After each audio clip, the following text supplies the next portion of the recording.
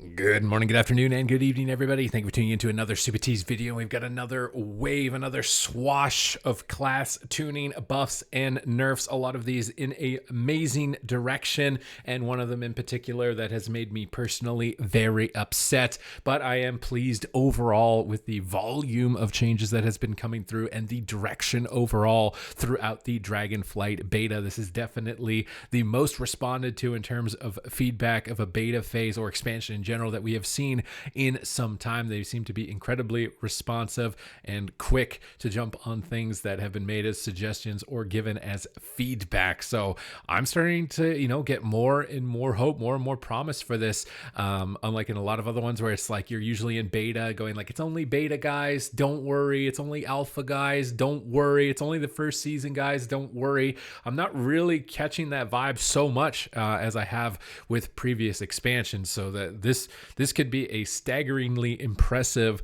release despite it being, seemingly so rushed. So let's jump into these changes, talk about the buffs, which classes are getting juiced up and which ones are crying tears and having the smallest violins played for them, at least for me.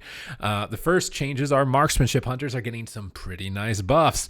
Aimed shot is getting, roughly a 20% damage buff. Kill shot getting a roughly 20% damage buff. Rapid fire getting almost a 10% damage buff. Really good for marksmanship hunters here. Moving into Dragonflight.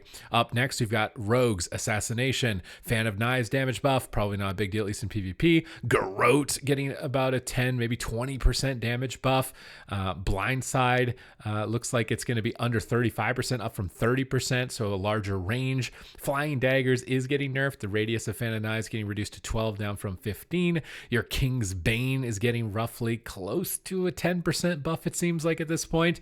Garrote damage from Shrouded Suffocation is also getting a 5% damage buff. So massive buffs. Your Poison and Bleeds now are also going to do 15% more damage to targets below 35%. Assassination, big buffs. Marksmanship Hunter, big buffs. These were definitely the classes in my mind that were kind of struggling at the moment. So really awesome to see them start to get buffed. Changes we've seen to Ellie and enhancement. And now this change, which is so good.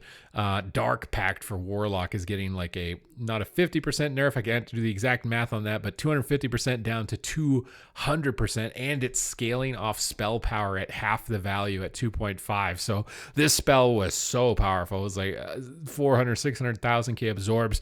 Really problematic. Very happy that they have addressed it here for Warlock specifically, as well as bringing down Affliction Warlock's damage in the most recent round of changes, which I'll have linked to at the end of this video. So very impressive changes over here, targeting a lot of specs that were in need. Now talking about more specs that could use some buffs, we're moving into Arcane Mages. Your Arcane Blast, 5% damage buff. Your Barrage, about a 5% damage buff. Arcane Missiles, 3 to 5%. Arcane Orb, about 11% damage buff. Arcane Explosion, 6% damage buff. So we're still in kind of the feels good phase here when it comes to classes, at least for Arcane Mage, Marksmanship Hunter, Assassination Rogue. Resto Shaman also got some buffs recently. It's going to have more damage. One change that I really like that they've done is they've removed the immunity to crowd control from Rage of the Sleeper. This was the legendary for Guardian Druids that was really problematic for PvP, if not for RBGs, if not for the entire game. Just going to crowd control immune to crowd control for 30 seconds at a time while just spamming out massive damage. So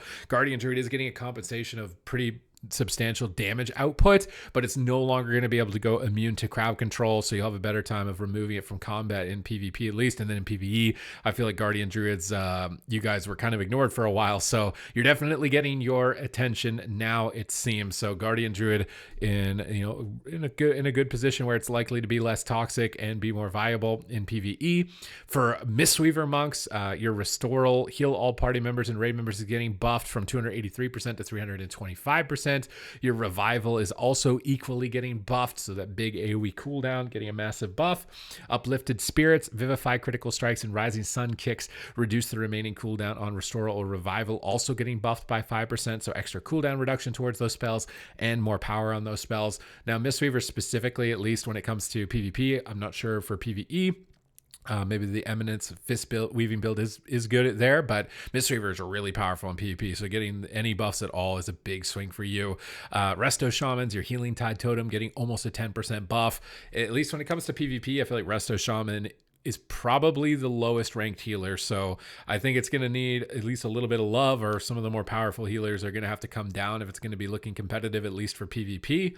At the moment, the best way to play it that I have seen is really aggressive, running Stormkeeper, getting in, doing damage, and trying to end the game before you get overwhelmed, which is honestly, I think, a good playstyle for Restoration Shaman. It's just that a lot of classes can, more easily stay alive against it. So not that I'm against their aggressive playstyles, it's probably the other classes that are healing too much that need to be brought down in accordance, as opposed to Resto Shaman getting really significantly more powerful in terms of defense.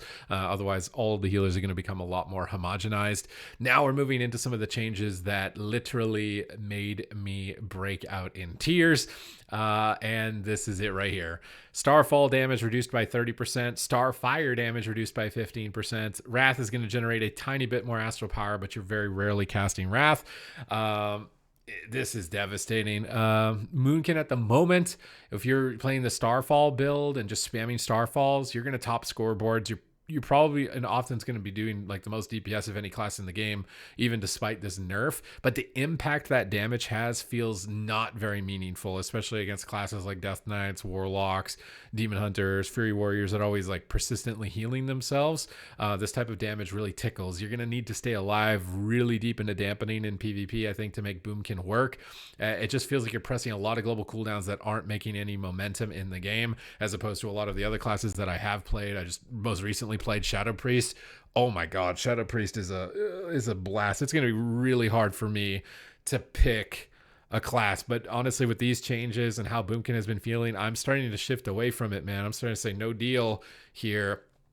For balanced druid and PvP. Star Surge is pathetically weak at the moment, and now that the Starfall build is kind of weaker and weaker and weaker, I'm not sure if I'm going to be able to make it work.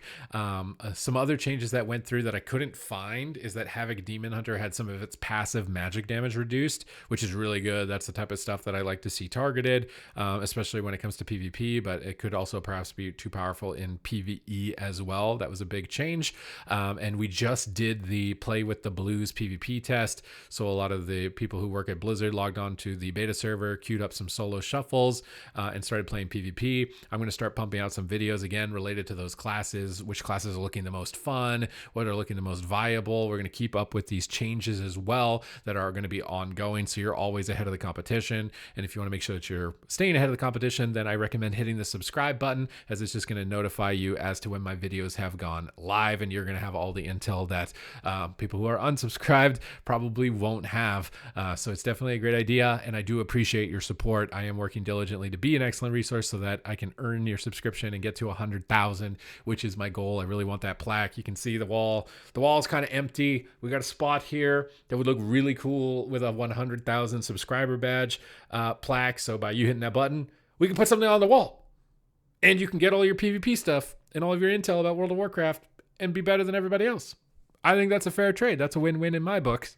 But regardless, I hope that you have enjoyed this video, and Dragonflight continues to progress in an amazing direction at this point. I am very impressed with it overall, especially considering how, early it seems like they were forcing a release date. I was really concerned, and now that we got that play with the Blues, what's going to happen with some changes here? That's going to be the biggest question for me coming in like Monday, Tuesday, Wednesday, when the big change windows come through.